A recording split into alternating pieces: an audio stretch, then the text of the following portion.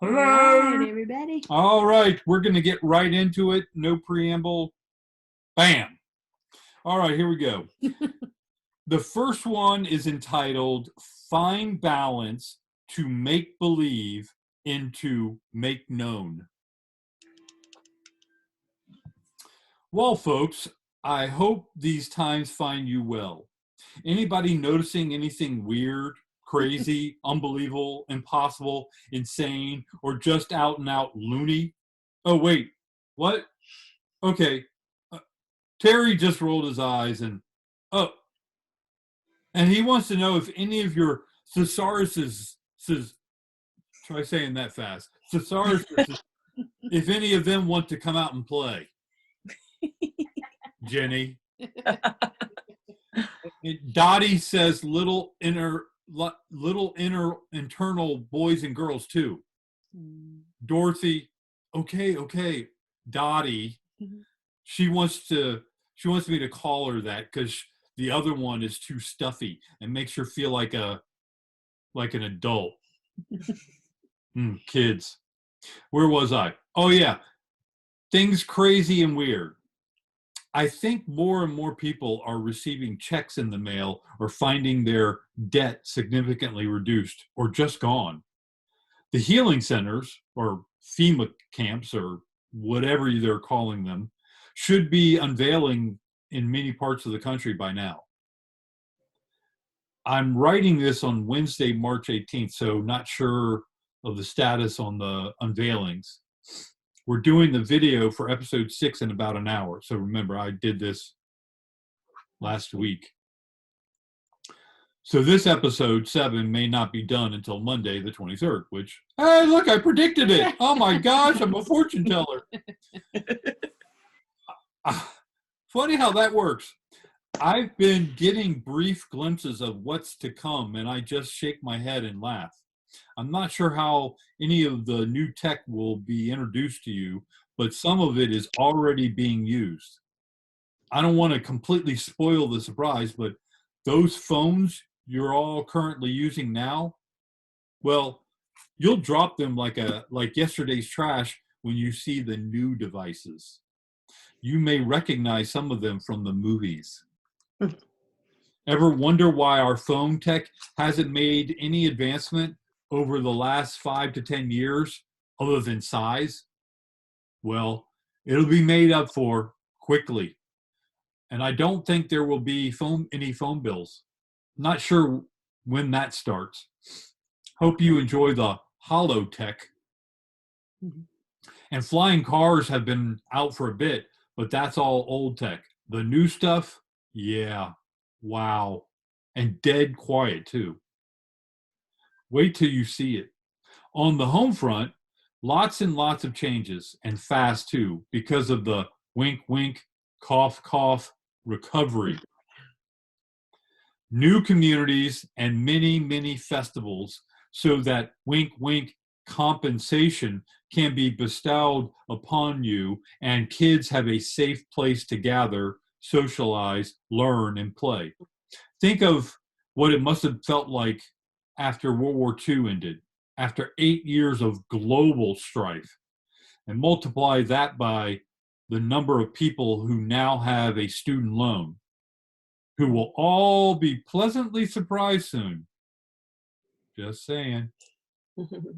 There will be global celebrations couched in recovery and rebuilding, many with similar themes, but many with their own flavors. Empathy will be returning in a big way, which will lead into other new communications like telepathy and clairvoyance. You will love it. Well, we all will when we allow it. Look for all new ways of contact. Jodie Foster's movie doesn't even come close to what we'll see. Mm-hmm. And don't think that the new script will do everything for you. It'll do a lot, but mostly it'll clear away a slew of obstacles. Remember, this is all so we can experience what we can make of this life. And I don't know about you, but I don't want everything laid at my feet. I want, no, I will use my new understanding of my will, along with my imagination, to bring new facets to our being in this lovely world of art. Our species is going to come together like never before. Meanwhile, some will use that as a springboard to explode outward with new capabilities, joy, wonder, and a confidence to sustain that explosive growth. Think Star Trek with elements of the Q character, only without the childish attitude. That may take time to develop, but not as long as you would think, seeing as we all have a little Q in us. There will be a rush without the feeling of being rushed. One might change Star Trek's opening and repeated slogan to Space, Another Frontier. These are the voyages of the starships of Earth, Gaia. It's a never-ending mission to explore strange new worlds, to seek out new ways of life and new sentient beings, to boldly go where we should never have left in the first place. Thanks, Gene, for setting the stage, and rest in peace. You'll never be forgotten, if I have any say. That's Gene Roddenberry, by the way. So, how do we get from here to there? There's only one way I know of: imagination. Books and movies are a good place to start, but many of those were worked to have us at most want it, yet leaving us stranded without the will to achieve it. That is about to change for the public. And that's new to us in the public, technology will throw open the doors of hibernation. We have many unveilings coming our way with a heavy dose during the next few years. And that's just to catch us up to where we could have been if the old director hadn't split the script. All I know is that the whole string of Star Trek shows sure are finely fleshed out for a world of make-believe. Maybe if we question it some more, it will become make expectation. And still further questions and unveilings, it will enter our make known. This world is now for our taking and for our giving. The old director was masculine dominated energy and led with force and power, while assigning feminine energy a subservient role of holding the body together as well as it could under domination. We now have a choice of swinging to the other end of the spectrum with feminine energy domination, or finding it within ourselves to blend the two energies without domination. Neither choice is wrong. Both are worthy of experience, but they are not of equal stature. One employs domination, although the feminine form renounces masculine use of force and power. It still dabbles in its own version of subservience, which is much more subtle. This option offers many possibilities over the tired and worn out masculine dominated paradigm if compared in duality. Yet it retains the limits of a coin that must land on one side facing up and one side facing down.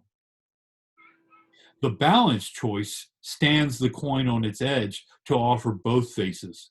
It requires more, yet provides more balance. The coin will not stand on its own in its conception, but must be propped up by the will of both sides until a semblance of balance forms as its base. Imagination will see the unlimited potential of this stance and provide the fuel of will to empower this balance. This choice offers the best of both pillars in confidence of stable expansion, while counterbalancing the inherited deficiencies of both. It leaves no qualities or tools to be eclipsed by domination in subservience, for neither can play a role in pioneering an unbiased expansion, as they do in a bias of heads I win, tails you lose landing of the unguided coin. This proposition is the most difficult of all choices, seeing as it requires imagination, will, and intent to even get started, whereas the other two two choices require nothing more than a passive coin flip where there will be a loser. However, the balanced option guarantees no winners or losers, as does the other choices, but asks all to share in the losses and the gains. Ultimately, the people will choose this time, which has long been overdue. I, on the other hand, have already chosen the balanced approach, no matter what the people's choice is. It isn't out of spite nor superiority that I make this election, for I maintained that stance during the last male-dominated paradigm. I know the potential benefits of a balanced option far outweigh any downsides, but more importantly, I cannot throw my support behind any system that condones any form of domination or subservience.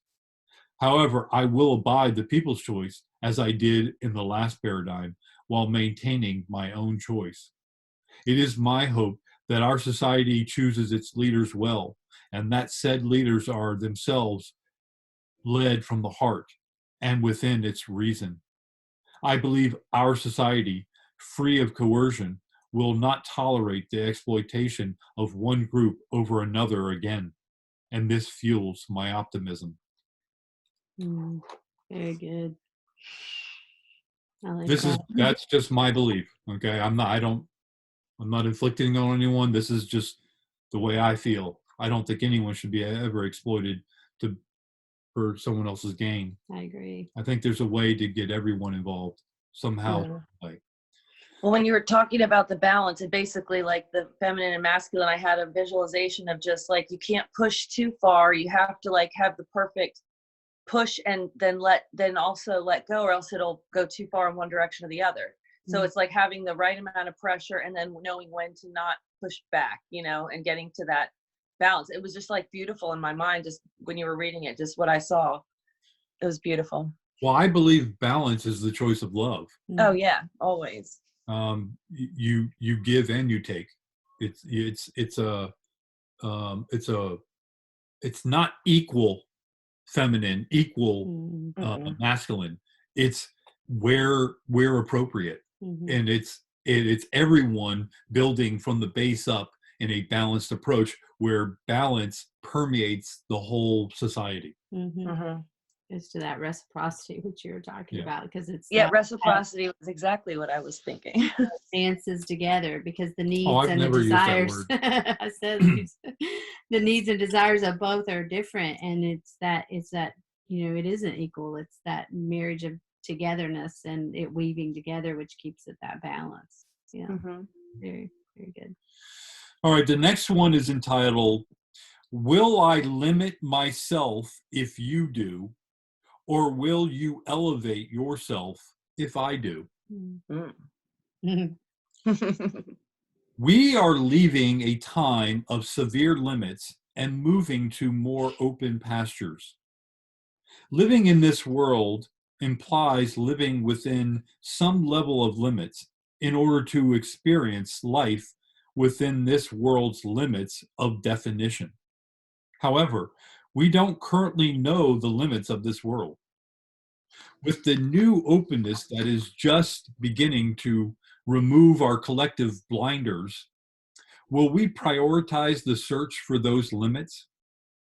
It's easy to want that, and yet another to will it, and yet still another to base your society around it. To not prioritize this search is tantamount to living a life in constant comparison to the limited state we're now leaving. A feeling of, this ain't so bad, rearward facing comparison will permeate a newly freed society without an eye to the upper possibilities from forward facing thinking.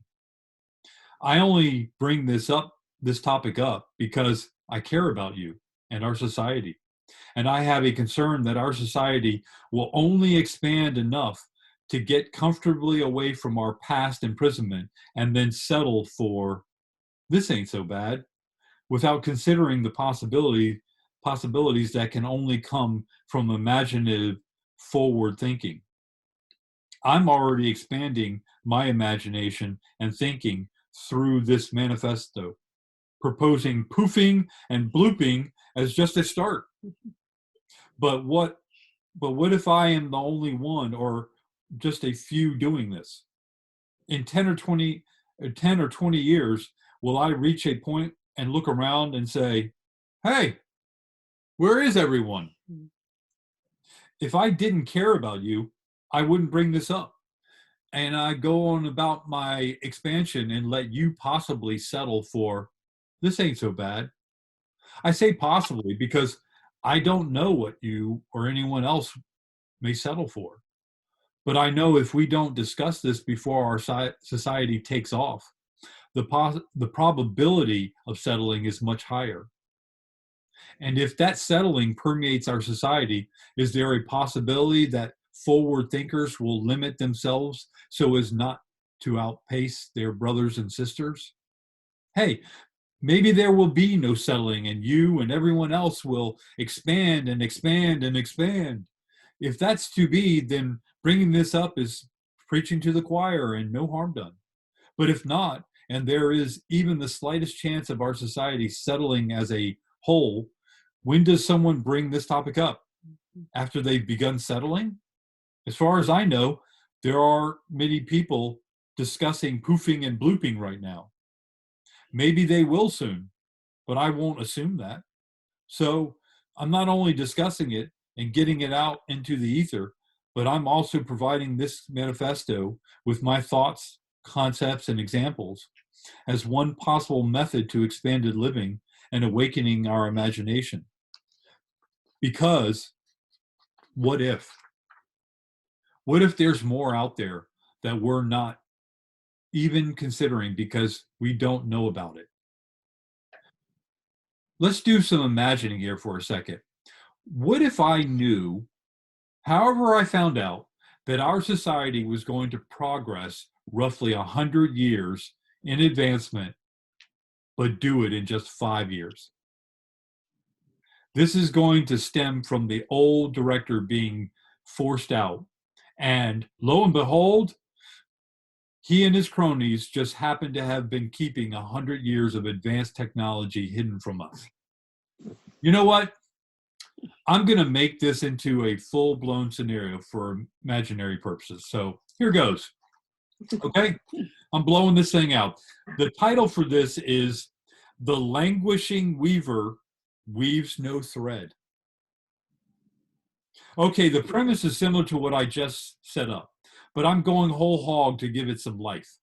We'll say that the ODS, that's old director and Stooges, ODS, have just been taken out, gone, poof.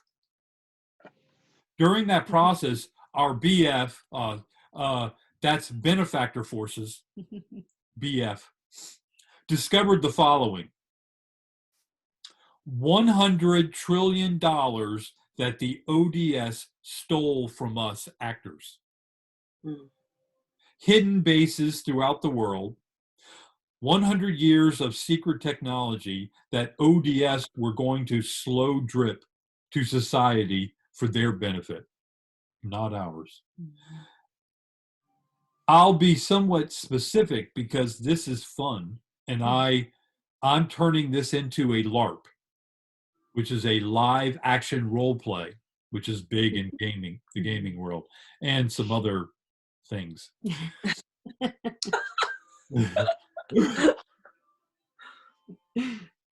Settle down, Jenny. Oh, I have a gamer here. I was wondering what the other one was. Yeah.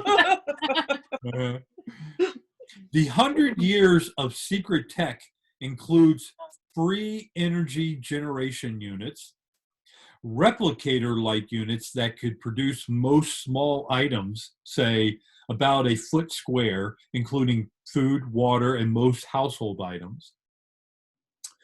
Phone/computer replacement units based on holographic tech, where the base unit is roughly the size of a hockey puck, but think really thin. It can display a translucent image of data, anything you could see on a phone or computer, and display it a foot above its surface in a hologram. Not only that, the tech that runs the apps, like social media, is 100 years ahead of what we have now.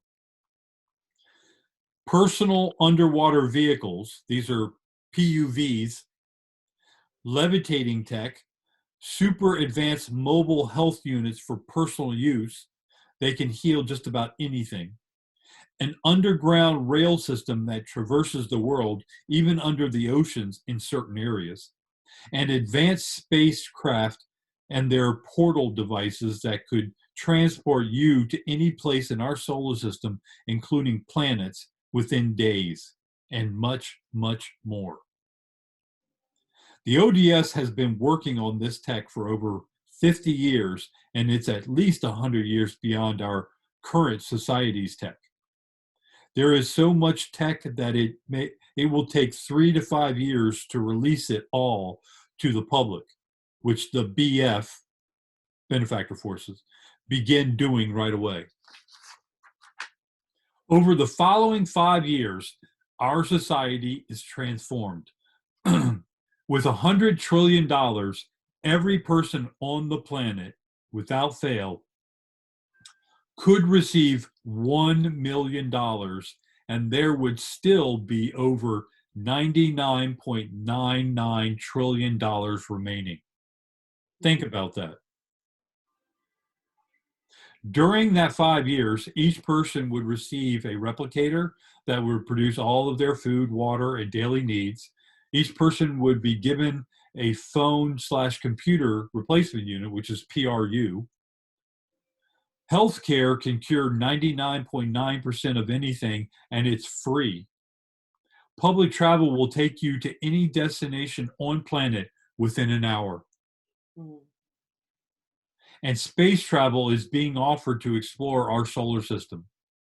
All this is being paid for by the $99.99 trillion, and it should last many decades. During the 5 years, plans were made to automate everything, and everyone pulled together to make it happen. Now, no one has to work, and they only do so when and how they want. If people want to sit around and do nothing, socialize, travel, or pursue other entertainment, that's what they do. There is no poverty because everyone has money. But more importantly, most things are produced by replicators, energy is free, and only luxury items cost money. So, with all this new tech and a completely transformed society externally, where are we internally? Does this motivate us towards inward development to completely break away from base living and autopilot operation? Or have we just elevated base living to a new, higher standard? Expanded living isn't about things, new trinkets, and outward expansion. It's about expanding our perspectives of beliefs, expectations, knowing, and confidence through expanded imagination and expanded possibilities, so that we no longer live mostly passive experiences handed to us, but instead use those expanded perspectives and expanded imagination to take over the responsibility of expanding our own experiences. That's a hard sell if we are enamored by the change in scenery and the change to our luck. Shouldn't these vast modifications to our outward vistas in such a short time give us pause to ask questions like, why now? What might our benefactors intend with these changes? Are there messages hidden within these previously unbelieved, unexpected, and unknown unveilings?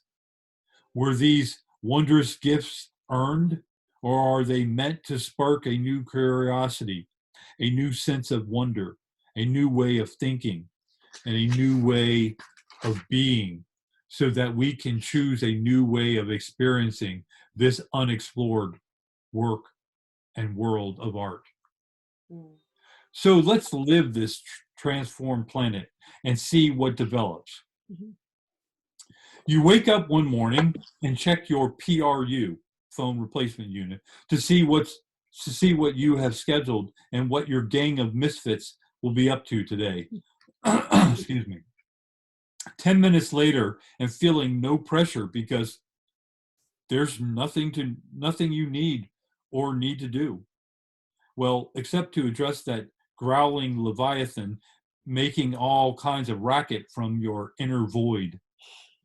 You stroll into your former kitchen, which is now a socializing cafe with its wide open central space surrounded by various seating arrangements and a few levitating tables, all reconfigured to your taste or those of your compadres. Off to one side, you eye your replicator and ponder what it might serve you for breakfast. A hankering for pancakes topped with tapioca pudding is forcefully grumbled out from within your leviathan inhabiting void, also known as your stomach. You place your order with Reppy, your ever-pleasing replicator, and 30 seconds later, you're stuffing your face with pancakes and pudding, with nary a thought to its healthiness. Obesity was obliterated over 3 years ago through healthcare advancement, and Reppy only serves self or re-molecularized nourishment, no matter its form, that tastes heavenly without any adverse effects on biological life.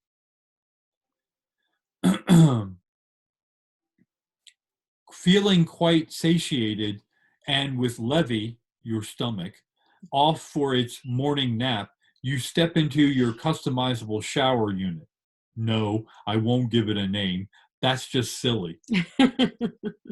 This new unit utilizes a combination of sound and water, if elected, to produce a massage-like experience that completely cleanses all outer surfaces and orifices, including ears, nose, and teeth. I won't mention anything else. And leaves you dry yet moisturized without use of bottles, tubes, or towels. You step in, get a massage, and step out ready to go, unless you prefer to manually coif your do. That's hairdo, not doo-doo.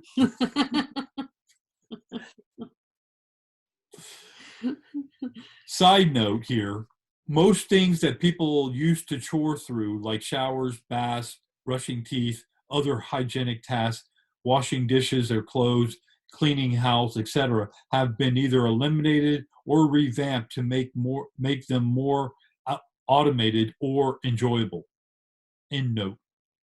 Fully dressed, you call out, "Hey, Ping, throw me some joy," to your trusty PRU, who's fully voice activated and tuned to your every data need.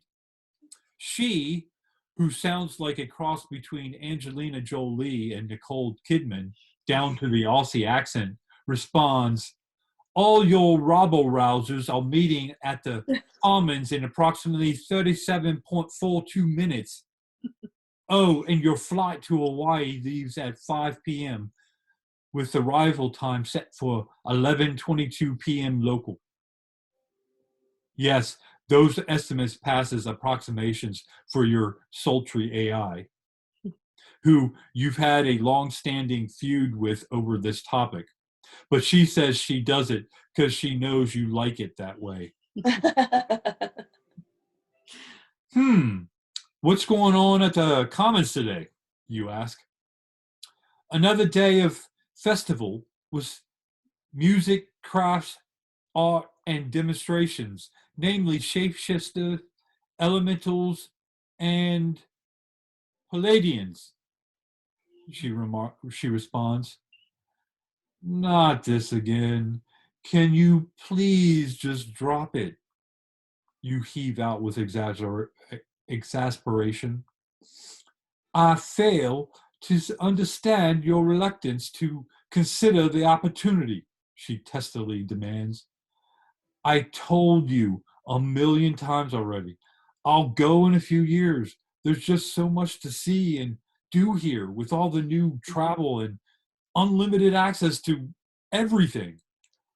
There'll always be time later to visit their homeworld.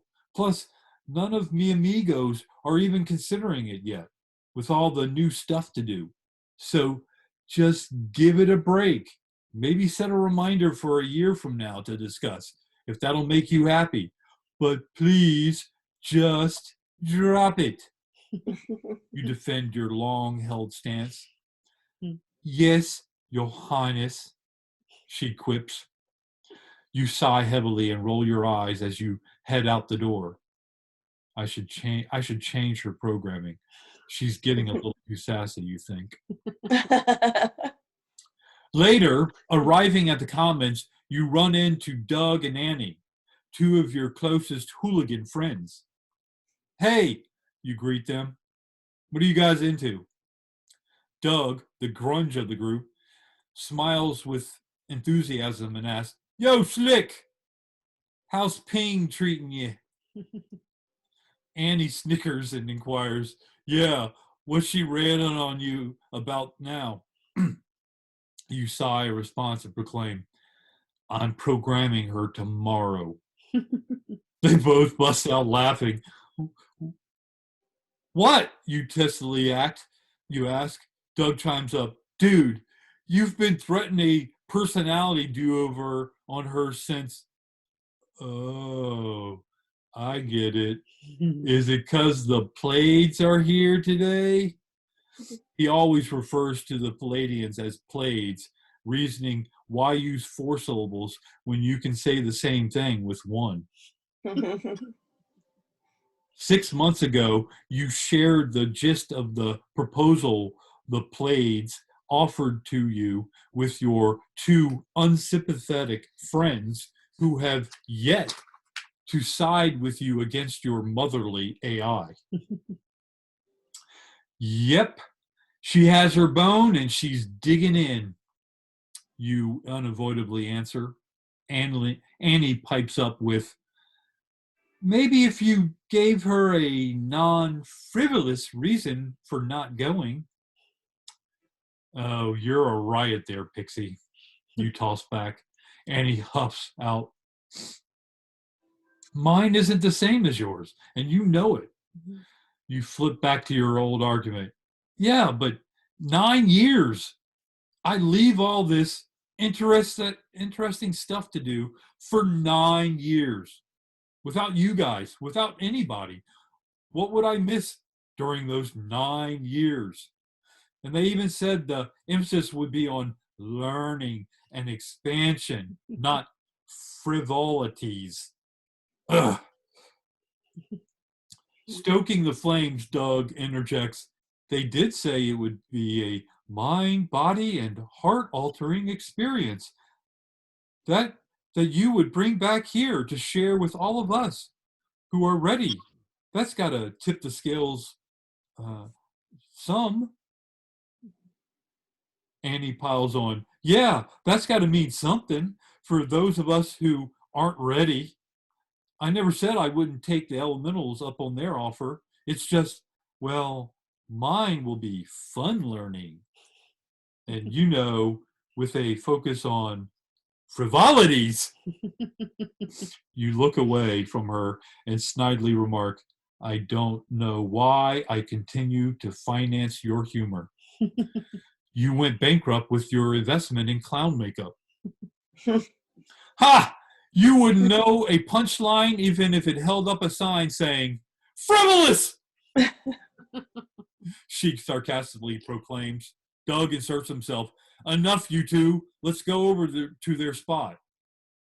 Whose spot? You ask. Doug sets you back with the Pleiades. You stop dead in your tracks and stare daggers at the back of Doug's head. What? Why? You demand. Doug turns with a serious look on his face and says with finality, because you aren't going to get any answers without asking some questions, and they hold your answers. Who says? I'm perfectly fine enjoying my time being frivolous, you deadpan. No, you're not, Doug pops back. What's that supposed to mean? You inquire. Look, if you were okay staying here being frivolous and missing the opportunity with the Pleiades, it wouldn't keep popping up, and you wouldn't keep talking about it. Doug hits back. You obviously want to know more, but you're not doing anything to move the needle. This is me helping you move your needle since you keep bringing it up to my attention. So let's go ask some questions. You're under no obligation to go. So what'll it hurt? You can always say, thank you very little, and walk away.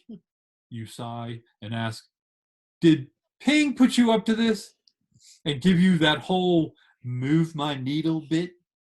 Doug grins and states, no, but it'd be a genius idea if she did. Rolling your eyes, you admit, yeah, it would. But then you pause and reevaluate, saying, you're not as dumb as you look, Plug, for a dumb-looking grunge boy. Doug smiles warmly and throws back at you, your insults are lame. You must be feeling a little insecure about me helping you move your needle. You answer back. You finally say something smart. In over 5 years. I guess that's worth a Scooby snack. Lead the way before I change my mind. Arriving at the Pleiades area, you eye a 6'6" tall, stocky, blonde, silverly haired man from 50 feet away. He specifically turns and looks right into you, even from that distance. An internal voice in your head greets, welcome back. What answers might I provide? Startled, you slow your approach, you slow your approach until he waves you forward. Excuse me. Approaching within distance to evaluate his face, you're startled yet again by his presence and his eyes, with both holding your attention. You pause in his focus, almost mesmerized by the weight of the moment. You come to a realization and scrounge up enough courage to timidly ask, do you know me? And how did you know I had questions? Wait, hold on. Were you just in my mind? Mm-hmm. He patiently settles you with a knowing look and answers, I know who you are, and that you have questions by sensing your unveiled thoughts. But if you want, you can step closer and I can mind meld with you. Intimidated, you take a step in retreat until realization returns and you inquire, is that some kind of joke? He rolls his right hand and states with contrition, a poor attempt at one, obviously, but if you will let me read your palm, I can tell you your future. Failing to hide your surprised face until your realization steps back in, you plaintively ask, am I that gullible? With a knowing look, he states matter-of-factly, not really, not compared to most, but I have you at a disadvantage. You are intimidated by my presence, and I took that slight advantage to ease your discomfort instead of exploiting it to make a point. Cautiously, you ask, and what point is that? Slowing his speech cadence, he states that I could do either, yet I chose the former in order to have you receptive to my telling you of the matter. Realizing your depth, you ask with surprise, so you saw this coming and you formulated that plan at a moment's notice? Holding his space, he reveals, in a sense, I can gather the signs you are unaware you project about your feelings, and then utilize my awareness of your signs to project your probable behavior depending on the choice of my actions. You do this yourself when you read people and decide your approach to dealing with them. My advantage is the confidence I have in my abilities, whereas your disadvantage is the doubt you have in yours. Mhm. Feeling that disadvantage, you take a moment to ponder its truth. This man, who has yet to give you his name, has, within seconds, discerned your glaring handicap you yourself had neglected to identify in all your years. Furthermore, he relinquished his sword's edge to parley on your behalf, sequestering his own primacy for a chance meeting of equals. Never in all your years have you been so thoroughly lessened and yet so graciously lifted. Who is this being to have such confidence in dispensing both lesson and fellowship? There is much I could learn. You can call me Volar, he interrupts my own lashing. Swirling back to earlier greeting, you inquire, are you reading my mind again? Disarmingly, he responds, I do not seek out superiority where none is required. My intent is of efficient communication and an imparting of energy flow, which may release any abeyance either of us may hold. In your ignorance and the gain it bestows upon me, you offer your unsolicited thoughts and feelings to the ether for all who are capable to read. I possess and maintain this capability with confidence. You possess this same capability. However, your doubt precludes its expanded use. In such a situation, there are but two options.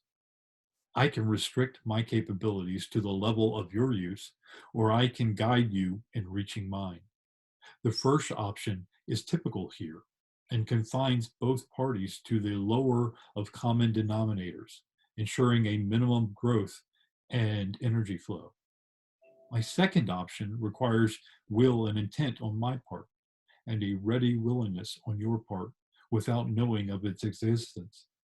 I sensed your willingness and bolstered your confidence through self-deprecating odd humor, which you enjoy, and by guiding the thread of this conversation with caregiving confidence in the hope that you would come to appreciate its possibilities over the first option.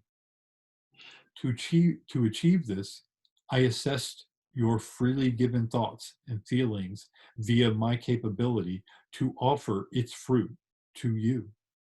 To do otherwise would be a relegation to the other option, which would serve neither my intent nor your purpose. Accepting his discourse, you invoke, as you said, the first option is typical here. Why is that? He sighs slightly and elaborates. Your species has grown accustomed to its use, and without the experience and self-assurance of expanded possibilities, it relies on experience it does have in basic communication. This may change for your people as they are exposed and gain experience with expanded possibilities, but that will be as they will it. How so, you ask? Your people are newly freed from a base level of existence and are now only encumbered by your own remembrance of limits. Any involvement from outside could be seen as a return to past ways. Yet without outside guidance, your people are left to figure it out on their own. Within these extremes, I and others with benevolent intent hope to unveil a way to the second option, as well as other possibilities without coming off as saviors or predators. For them to live this new path, their choice for this path must be freely wanted and accepted prior to willing it into place. Exposure to these expanded possibilities is the first step, yet not all of your people are ready for this exposure. Therefore, we look for those of you who are ready. That is why you and a few others are being contacted to explore these possibilities. If we cannot convince you, there is little hope of convincing any others at this stage in your development. Now you sigh and ask, okay, but why me? And what can we do? Never losing focus with your eyes, you respond, or he responds, we see your light shining brighter than most, not because you are smarter or more capable, but because you've seen some of the possibilities with your expanded imagination, and you want to believe your species will choose an expanding path. They may indeed elect that path one day on their own, or they may not. Election is preceded by choice, which is preceded by belief, which is preceded by discovery. Your people are now free to discover your choices, which is making known what was previously unknown. Our people know some of your people's unknowns, and a will to pass that knowledge along. Yet your people do not know how vast their unknowns are. You and I can reduce their unknowns, if you will it, and possibly increase their choice of options. Just as your species can choose how they receive this knowledge, our people can choose how to give it. And we choose to do so responsibly through you and a few others. But neither your people nor mine are requiring that you do so. Therefore, this is a matter of your want. And is it enough to will it? And if so, are we the avenue you want enough to pursue? This is what you came to ascertain. Interrupting Valar and mildly pleading, you ask, but what can we do? Valar resumes, you are a mover of energy, but one with little direction, whose cup of confidence swirls near its bottom and is being too slowly filled by your own hand. You seek purpose, but you lack the knowledge and tools to pursue it. You are a one-eyed Jack in the land of the blind, who contemplates a life of elevated mediocrity among your less perceptive brothers and sisters, yet yearns for the sight of your second eye without leaving the unguided protection of your kin. It is not they who perceive their blindness, but you, the one-eyed Jack. You are caught in a loop of indecision. Stay and provide whatever sight your one eye may provide to family who cannot see that you see, or use that limited sight you do have to pursue a means of restoring the sight to those who know not they are blind. Your first choice is focused on the hope of another coming along to show your people that they are blind and help build their will to restore it. In your second choice, you are that someone. Your will has called me forth to assist you in this endeavor, and I have answered your call willingly. Yet your lack of confidence holds you in a stasis of doubt. But by not deciding, you are choosing your first option and requires no further action from you. Your second option calls for your will and is awaiting your decision.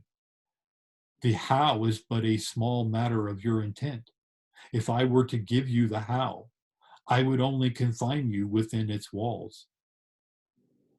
Difficulty in performing the how is only a weakening of the will or intent. Once the will and intent are reestablished, the how will reassert itself. Your kin focus most of their effort on how to do something, when it is their will and intent that determines its level of completion. Become and stay in tune with your wants, will, and intent, and your hows will operate as the seconds hand of your clock, moving automatically to complete each hour of your will. thinking this through, you ask in a small voice, how do you know this? And more importantly, why would anyone listen to me? Valar gathers his thoughts, decides on a tract, and responds. Like I said, you are a mover of energy, but more specifically, you are a weaver of threads. Our society and others like it are always on the lookout for them. Seeing you about to interrupt, he adds, please, let me continue. I believe I will allay your doubts. You nod in acceptance, and he continues. Weavers are held in such high regard, not because they wish to be. Quite the contrary. They often avoid notice. It's due to their natural affinity to feel the collective will, weave its tapestry, and interconnect for its highest good. Their will is naturally aligned to the will of those around them, and there's nothing they would not do for the good of those around them, even to the extreme of becoming the bad guy for that group if needed. They can perform just about any function within a group, and often will, without notice, to better understand the group. They are, excuse me, they are the quintessential team player, and it would behoove each species to identify their own weavers, if only to understand the will of their people. Most species that have identified their weavers have involved them in some form of overall council that helps guide its people. At that level, weavers will be in the best position to assess their people's overall will, guide their aims to that will, and weave the most livable of tapestries that society could achieve. A society that has yet to discover its weavers is one left to the forces of nature and is often toiling under the force of another's will or the cross purposes of many. That society lives upon no tapestry of intertwined wills, for there is no one to understand its threads and interlace them into a complementary form of living art. Its languishing weavers weave no thread.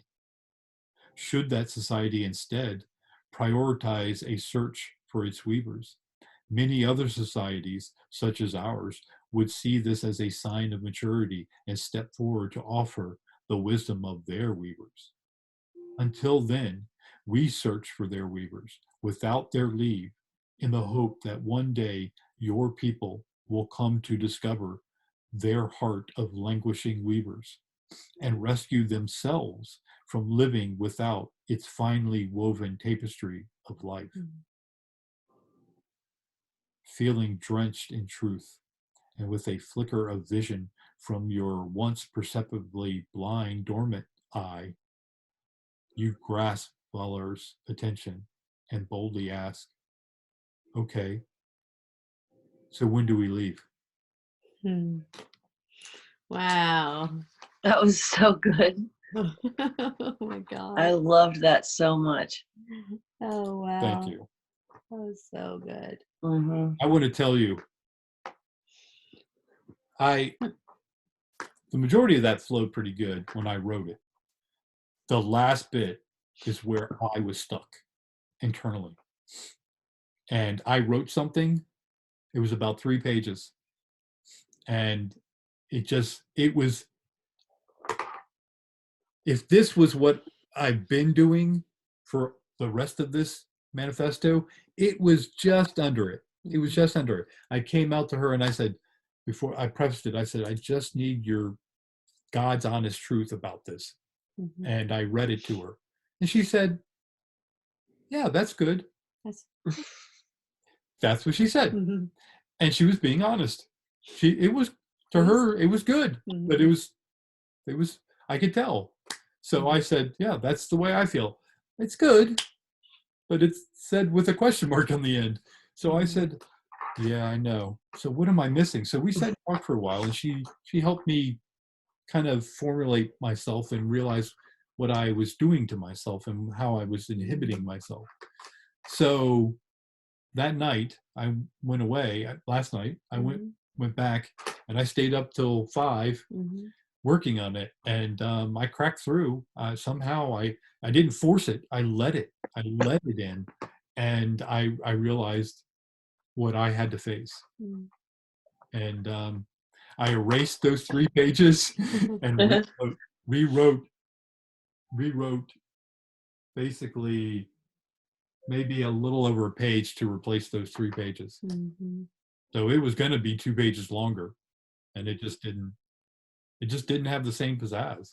The same magic. It didn't have the same magic. The same drawl. I write these so that when I'm done, I go back and read it. If it doesn't grab my attention and pull me in, I'm not sticking with it. I think it was a demonstration too of the, clearing yourself, like you said, where you were stuck, because if you're not stuck, it comes so strongly, clearly through with that magic. And because there was something there, when he read it to me, I was like, yeah, that's good, but it wasn't the same. It didn't have energy because it didn't have, there was some residue, I'll call it, on it because of what was getting filtered. Yeah, it was like I was talking to my higher self, or, saying, why'd you slow down, and, why are you driving that way? Well, because you're acting like a speed bump. That was me. I was acting like a speed bump. My higher self was having to throttle it down because I had some stuck pieces. It would have been good enough, but I don't want good enough. I want everything, at all. I don't care how blunt it is. I had to be blunt with myself last night, and telling myself what I was doing and what I wasn't doing, and what I was looking at, what I wasn't looking at, and face it all. Well, like you said, you don't want anything less than everything. That's exactly what I was thinking. I listened to that song today and in the shower, and it made me cry. Yeah. They've got Sugarland's got some good songs. Yeah. Baby Girl is a good one. That was good too. Yep. So, but I mean, we pick these things, call them, sigils or whatever. It might be a sigil for a day. It might be a sigil for an hour, but use them. They're powerful. But it's up to you to decide, not someone else to tell you what your sigil means. Yeah. And how you use it. And as you are watching these videos, or as I'm reading and typing, it's interesting where I'm typing really like consuming it, like really fast. And then those areas where I'm like, it takes me a while, and making errors in the typing or whatever, and I have to slow down. And it's like those are the areas that I needed to read over and spend more time with. It's magical. It's just pure magic. Yeah.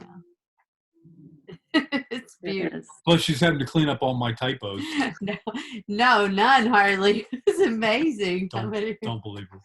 It's amazing. Don't believe her. But as I interact, no one can write 210 pages without a slew of typos. I mean, I'll sit down and we'll go through. Wrong word. Well, that's in your world, I guess, Tim. No one can, but. I sit down with him on an episode, and there might be 1 or 2 words and then sometimes it can be written either way, and it's just I want to make sure it's the way he wants it written. But yeah, very few, and I believe her. I believe her. It's beautiful. It is. It's just beautiful. I don't know. We need more words, I guess. We need the thesaurus. It's easy. Terry says, yeah, invite them all out. Terry. It's radiant. It's we need more words. Well, I'm coming to realize that in order to be at least somewhat impactful writer, you have to give a piece of yourself to your audience, and you have to plop that down before you even start. If you're not willing to make that investment before you even start, the quality is going to show it. I don't Mhm. claim this is top quality. I claim that this is from my heart. That's what I claim. And Yeah. that's what I think you're sensing That's is what we that feel. I'm That's being why it's so beautiful. Yep. I'm being honest. This is me. This is my form of telling you my perspective and where I'm at, and using analogies and concepts, because I don't want to give you specifics, because then I am programming you. Mm-hmm. I'm doing it in such a way it's easy for you to understand. Oh, that's just an analogy. Oh, that's just a concept. Yeah, because it could play out for you very differently as what it looks, but the feeling is going to be very. Well, the story that you were telling, I felt like it was me. You were talking right to I was like, I'm a weaver. That's what I felt. Any weaver over here. Well, just imagine if we had our whole society was made of weavers. Oh, They all wow. wanted to be weavers. Yeah. Good. Okay. That'd be Hey, cool. That'd be I cool. want to live in that world where everyone wants to be a weaver. Doesn't matter if We you have that opportunity right now. Like, we have the opportunity for a reset and to use our minds to weave anything we can possibly think, Mhm. to teach our kids to go back, to use their imagination. As you were speaking, like, my mind was building this world, and like, I could visualize every creation that you talked about, and I could see it working for me in my, my fantasy world. It was awesome. When you say crazy world, No, fantasy world. I thought you were going to say crazy, but you stopped and said fantasy. No, Oh, okay. I was it'll thinking, always be crazy because it's Yeah. mine, but yeah, 'cause that's the way I like it. yeah, because Carrie doesn't like that word. He wants to be able to use for me to use him, and crazy just is too generic Yeah. now, because everyone's saying that's just crazy. That's crazy. Mhm. Are you crazy? Crazy's the new normal. Mhm. It is. Mm-hmm. It was weird. Yeah, weird. Yeah, weird doesn't. It's kind of like I don't know what else to say. I'm going to say weird. Yeah. Yeah. Yeah, that's true. Absolutely. Yeah, that's beautiful. Thank you. Well, you helped me a lot. Mhm. So, That was, yeah. I mean, to be able Our to do dance. something like this, you have to have a loving partner that's Mm-hmm. willing to push and back off, push and back off, and push and then smack in the forehead. Simpatico. Which, by the way, is that Still there. it's still there, but it's morphing. It's actually becoming like a camel hump. Yeah. It's like a two hump. I'm being humped. Yeah. As long as she's humping me, I'm okay with it. Oh shoot. Yeah. Very So, fun. yeah, I like that. I actually love that you said you felt you were the one in that story. I Mhm. love that you Mhm. feel that way. Mhm. Mm-hmm. Mhm. That to me gives me the kind of feedback that I hit my target. Mhm.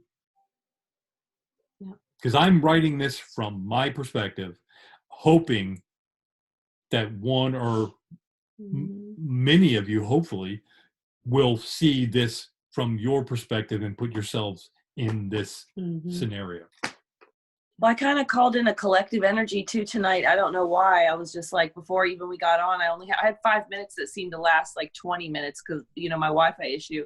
And I was kind of calling in different energies and smudging and doing what I do. But I felt like calling in a collective energy. And then even I want to get a message out there to the people that are quarantined right now to really start using their imagination in a way that they will respond to, some people that aren't quite where we are, magically yet, but are on the way, Mhm. Well, we are all time skipping.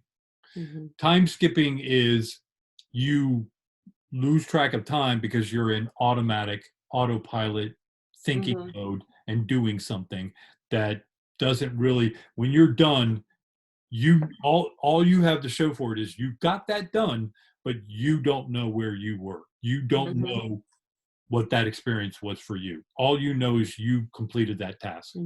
That's time skipping. Because then when you come to and you realize that, now you're back in the moment. So now you're coming to.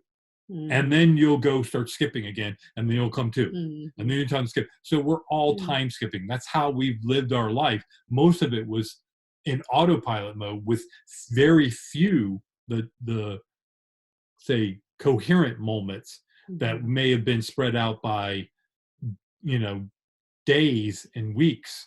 Now we're starting to do that coherent moment numerous times a day and realize I'm losing track of some time here. Whereas we couldn't do that before because they're so spread out. Now that they're so on top of each other, we can see that we're time skipping. Yeah, definitely. Well, even today, listening to Settlin' in the shower, and it brought me back to a time when I was listening to it and singing it with Elizabeth in the car when she was younger. And I was in that moment for that moment. And I was like, it's like I time traveled to that moment. And now I'm going to be like, I know that now I can extend those periods and be more intentional about them. Like it's kind of more time hopping even. Yeah. And the thing is you go there, you time travel to that moment. You live it for however brief a moment, and then you bring some of that energy back to you, and now it resonates, and you permeate it, and others can feel it. This is, I mean, you want to know how to feel good, find those moments that you remember, a song that kicks it off, and go revisit it, and then bring it back, and then go. We play music all the time. I've been doing the acoustic. What's her name? I forgot her name, but she's very good. She's very, very young, and man, I'll tell you what, she's a finger guitarist. Yeah. And oh wow, we didn't have to get her name. I love guitar is my favorite. I love it. Me too. But we saw her videos all the way back to 2012. Yeah, and she's like only 23 right now. Oh wow. Yeah. I mean, she's playing in front of Metallica. Yeah, she's playing Metallica, but in songs. But the good stuff, like one or not. Well, she didn't. She played the U2 version of that one, but she played Nothing Else Matters. Oh wow! Acoustically, and that song is just like melt in your mouth cotton candy. Yeah. But that's the kind of stuff that in Chris Cornell. That just brought me back to a Metallica concert. Yeah. We're actually shaking Hetfield's hand. I got to touch his hand. That was one of my heydays. I just remembered that. Good time travel. So we've been listening to Chris Cornell, God rest his soul. Yeah. They had to take him out along with his Chad Pennington, Chad Pennington, but not Chad Pennington. I forgot his name. Tyler? Was it Tyler? No, the one from Lincoln Park. Yeah. Guy. Yeah. What is his first name? I can't remember. But him and the Butler Trio. Yeah, John Butler Trio out of Australia. They're really good. They're really good. He's been doing Facebook Lives during this whole quarantine thing and playing. And it's just really good. Yeah. Very instrumental with his instruments. Three Doors Down. Yeah. We listen to Matchbox 20, stuff like that. Yeah. Anything we can sing to. Yeah. We like being able to sing the words and none of that crap that that whipsaws you all over the place. I was listening to George Michael, Freedom. I kept listening to that song over and over again. It was like a week ago. Me and the kids. Yeah. I remember as a kid, I was obsessed with George Michael. Well, plus the singing of it for me makes me so happy. The vibration of the actual vocalizing. So it's, sorry, honey, I don't care what it sounds like. It feels good. I'm sure it's beautiful. But I'm all right, though. It hasn't affected me at all. I mean, I can listen to it all day, and I'm fine. Sing me another one, honey. They want to hear one. Trigger some tremors. I can't even pick my nose anymore because my hand shakes too much. I'll be okay. I use my pinky. Oh, cool. Fun times. Yeah, I think the energies are starting to me, I mean, I know that we're watching news and everything, and that occasionally, we get little stuff that comes in, and it's like a big snowstorm out there, and yet we're inside all cozy and Yeah. enjoying it, and we're making candied apples and making Yeah. cider and enjoying the big fire with S'mores. Yeah. marshmallows and whatnot. It is Yeah. what you make it. Hmm. You're bringing out what you need to bring out so that you can move past it and go to the next level for Hmm. yourself. Yeah, exactly. Mhm. So Yeah. I think it's very pertinent to what you said the other day about, can you be in this and not feel guilty when others are, Yep. and we're doing that, we're right now trying to be the light, be that lighthouse, enjoy it for ourselves, but then or in my case, outhouse. yeah, so But I want to get promoted to a lighthouse. it's your next promotion. Yeah, I guess I have to All drop right, a cool. load. All right. All righty. Bye.